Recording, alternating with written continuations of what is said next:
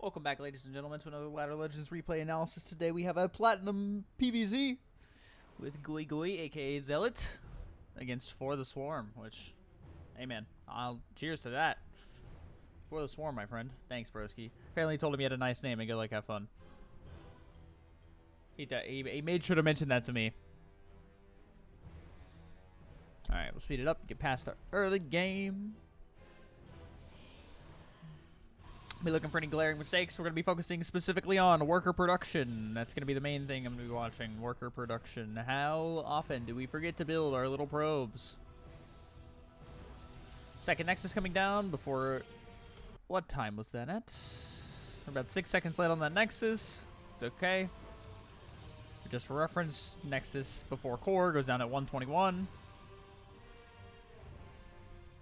Probe just chilling here. Another gateway, okay. I don't hate it. The wall looks nice. If we put the pylon one square back, though, we can make the wall like more of a inward arc instead of an outward arc. Like, you see how much surface area these buildings have? It's going to be bad against early link rushes most of the time. But, it's okay.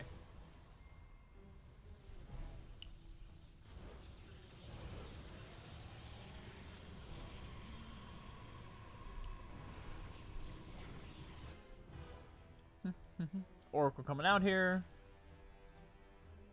Got the little eyeballs blinking. Layer finishing.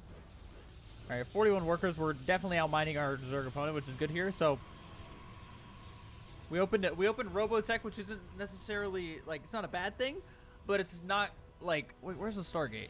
So we open Stargate. With the Oracle, that allows you to get a 3-minute and 30-second third base, which we should be taking advantage of that every single time. There's nothing Zerg can do to stop you with the current energy overcharge. You're trying to push in here against 2 batteries plus Immortal. So whenever you see roaches like this, it's probably Chrono, second Immortal. This amount of gateways is almost an all-in amount of gateways. Straight up. So we don't want any more than 4 before we take a third base. We also definitely have the money to take a third, so we want to be taking a third around the 4-minute mark. 4 minutes or before, let's say 3:30 to 4 minutes, somewhere around there. And then we can go up, add our extra production after the third base. As of right now, though, our mining is just worse than what it could be. Now we haven't scouted a third base from Zerg, so I don't necessarily hate it. You know, if Zerg's on 2 base, you can also just be on 2 base and be just fine. You're also crushing this army. We should, stay here, kill all these units. Look at that, very nice. I think we could just walk across and kill him currently. Is that what we do? Oh, okay. Let's at least kill the third. Very nice.